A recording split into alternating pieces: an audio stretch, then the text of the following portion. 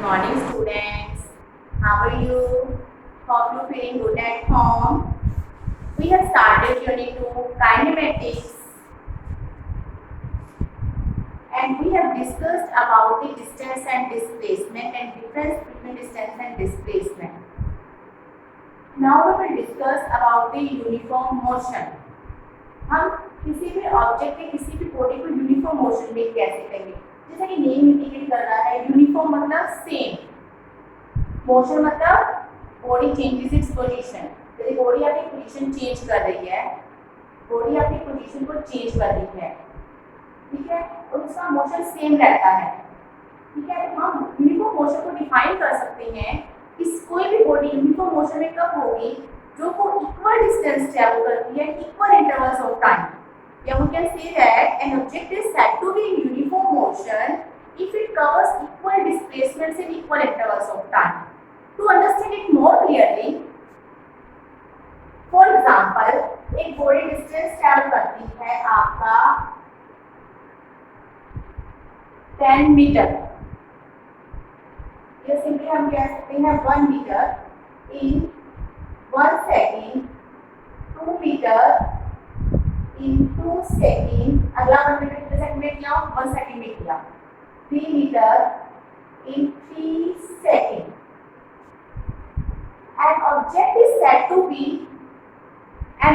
is said to be in uniform motion if it covers equal distances in equal intervals of time. Equal intervals 1 second का interval है, equal distance, इसने पहले 1 second में कितना distance किया, 1 metre, अगले 1 second में कितना डिस्टेंस किया, 1 metre, equal distances in equal intervals of time. Then we say that an object is in uniform motion, उसका मोशन सेम रहता है। जनरली हम इस तरह के मोशन के लिंक में नहीं आती है, क्योंकि देखो जब भी हम कोई कार ट्रैवल करती है तो हमें अपनी स्पीड को, हमारे मोशन, आपका डिस्टेंस या डिस्प्लेसमेंट चेंज होता रहता है। जैसे कि देखो आपके पास क्या होता है कि हमें काफी सर्कल में ब्रेक सप्लाई करने पड़ते हैं डिपेंडिंग अपॉन दी रोड और depending upon the rush that in our environment. तो हमें क्या करना पड़ता है कि अपनी स्पीड को कम या ज़्यादा करना पड़ता है। हमें डिस्टेंस, तो आपके पास क्या ऐसा हो सकता है जनरली कि आपने क्या किया, 1 मीटर इन 1 सेकेंड किया और अगले 1 सेकेंड में आपने हाफ मीटर डिस्टेंस ट्रैवल किया, ऐसा पॉसिबल है? ऐसा पॉसिबल है कि आपने 1 मीटर इन 1 सेकेंड डिस्टेंस ट्रैवल किया और अगला हाफ मीटर आपने 1 सेकेंड में ट्रैवल, अगले 1 सेकेंड में आपने हाफ मीटर डिस्टेंस ट्रैवल किया, तो आपका डिस्टेंस कम हो गया, आपने ब्रेक सप्लाई की, रश के कारण आपने कम डिस्टेंस ट्रैवल किया। तो जनरली हम इस तरह के मोशन की लिंक में आते हैं, that is with no uniform motion.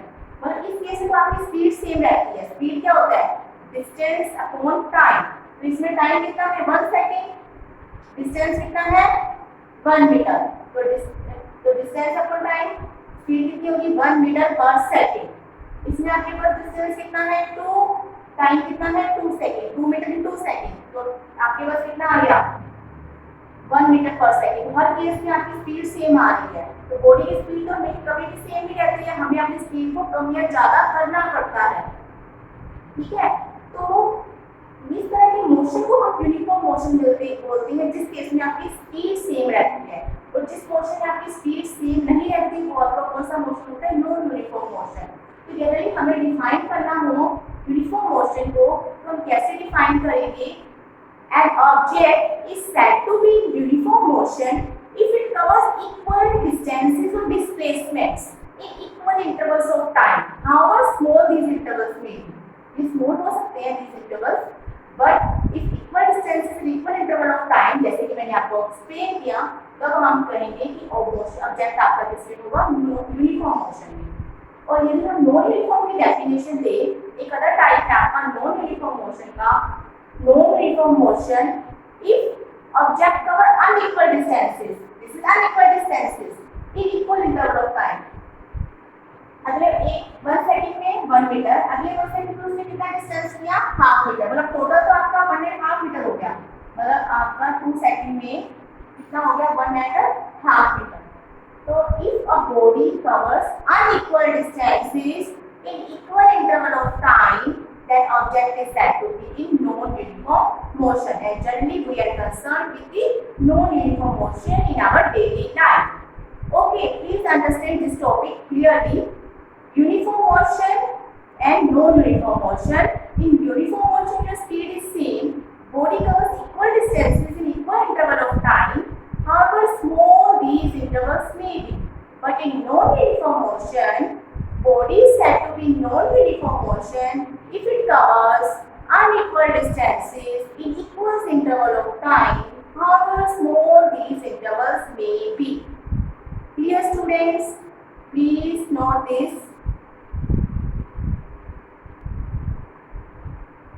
Students, now we will discuss speed of an object.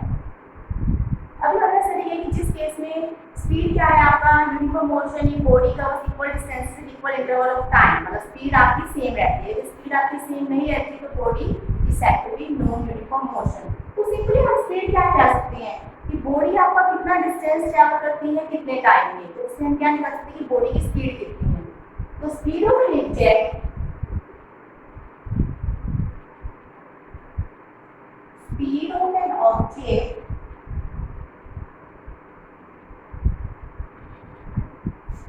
is the total distance traveled by object per unit time taken.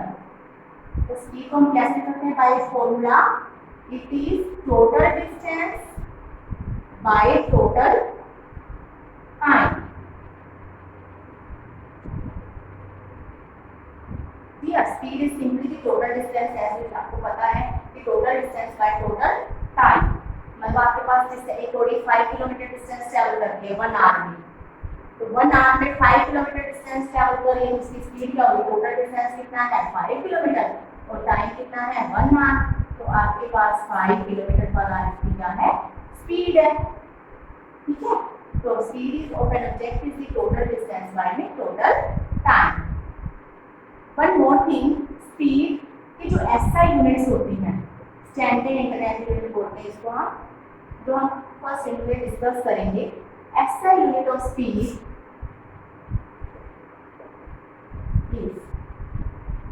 Distance के एसआई यूनिट क्या होते हैं? Metre.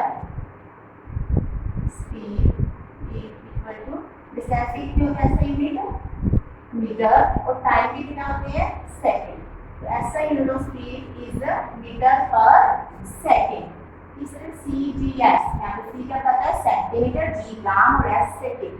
तो इसके क्या होंगे? टोटल डिस्टेंस के centimetre, time के सेकंड, ये क्या होंगे? सेंटीमीटर पर सेकंड. स्पीड आपकी कौन सी क्वांटिटी होता है? Scalar quantity. आप कोई भी किसी भी डायरेक्शन में जा रहे हो तो आपने क्या लेना है? Total distance by total time. जैसे कि हमने डिस्टेंस में बताया था कि आपकी बॉडी A टू B जा रही है, B टू C जा रही है और C टू A जा रही है, तो हमें टोटल डिस्टेंस और कितने टाइम में जा रही है? Total time.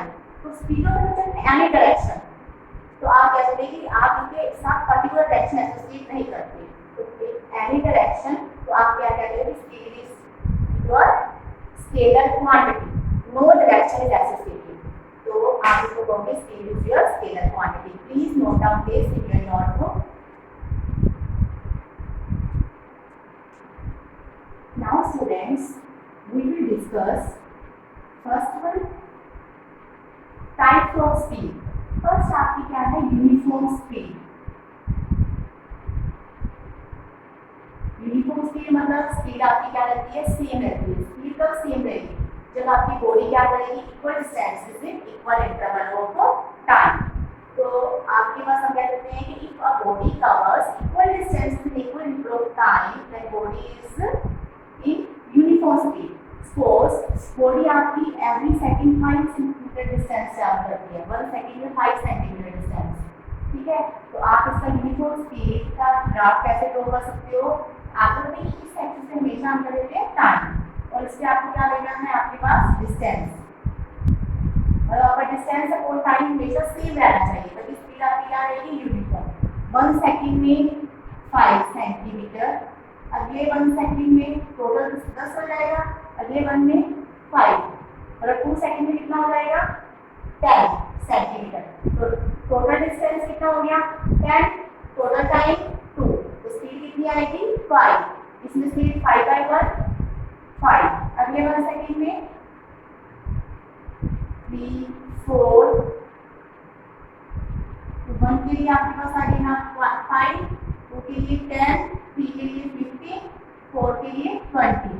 तो आपके पास ये आ गया uniform speed, bodies in uniform motion, equal distances with equal interval of time. Now second one is your variable speed.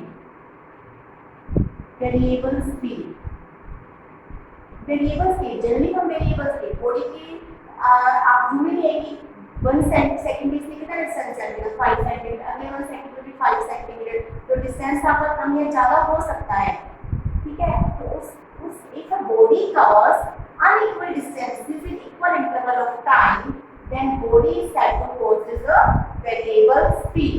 तो इसके लिए ये तो आपका ग्राफ है यूनिफॉर्म स्पीड के लिए, this is for uniform speed.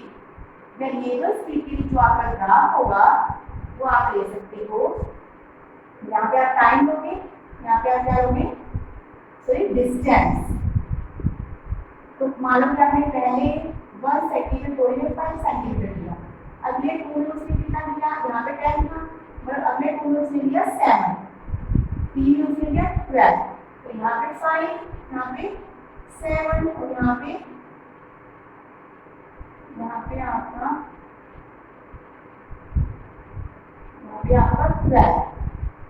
12 में 12। तो आपका हम इस तरह से दे सकते हैं, स्ट्रेट लाइन ना जाके आपका ग्राफ रहता है इस तरह से, ठीक है। मतलब स्ट्रेट लाइन आता, body covers unequal distances in equal interval of time. पहले 1 सेकंड में उसने 5 डिस्टेंस ट्रैवल किया, अगले 1 सेकंड में उसने 7 किया, तो हम ले सकते हैं कि स्पीड पहले 1 सेकंड में कितनी आई 5 बाई 1, अगले 1 सेकंड में जो स्पीड आई आपकी वो कितनी आई, आपके पास डिस्टेंस कितना है 7 और टाइम कितना है 1, तो आपके पास जो स्पीड आई टाइम से 2, तो आपके पास स्पीड आ गई मोर। तो body covers unequal distances in equal interval of time, body is said to be in variable speed. Please note down this.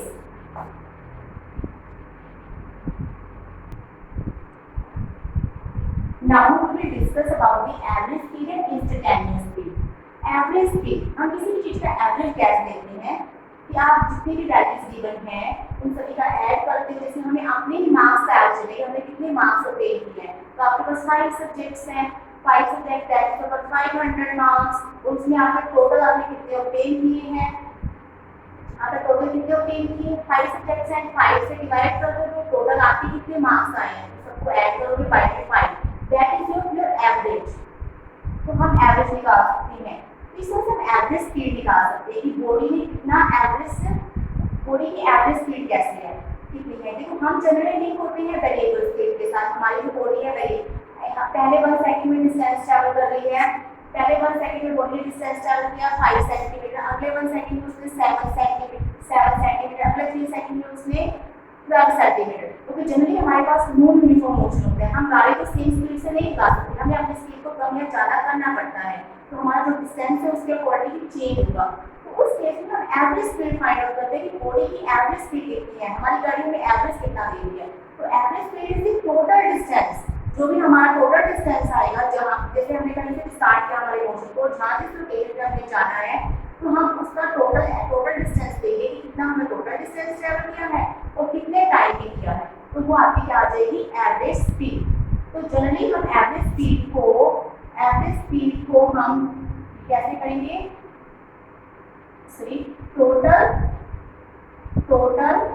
Distance covered by the body by the total time taken, ठीक है, और it is the delta x by delta t, इस तरह से हम donate करते हैं इससे। नेक्स्ट है इंस्टेंटेनियस स्पीड। जब भी हम कार से जा रहे हैं तो कार की जो स्पीड होती है, जो आपका स्पीडोमीटर मेजर करता है, speedometer of your car measure the instantaneous speed. तो जो उस पर्टिकुलर टाइम पे जो स्पीड होगी, जिस टाइम पे आपने देखा कि कार की स्पीड है, आप कार की डिस्टेंस चेंज करते रहते हो, तो उस पर्टिकुलर टाइम पे जो स्पीड होगी that is your instantaneous speed, the speed at the instant of time. ठीक है, तो आपके पास उस वो स्पीड आपकी क्या होगी, इंस्टेंटेनियस स्पीड। तो इंस्टेंटेनियस स्पीड को हम फाइंड आउट करते हैं limit delta T tends to 0 delta X by delta T is equal to dx by dt, that is the rate of change of the distance। Derivative करेंगे हम उसका। तो इसके बेसिस पे हम आपकी जो हमने डिस्कस किया uniform speed, non uniform speed, idle speed, idle instantaneous speed, इसके बेसिस पे हम न्यूमेरिकल प्रॉब्लम्स कल के लेक्चर में डिस्कस करेंगे। Please note down the topic in your notebook and make notes on this and send your homework to me। Thank you, students.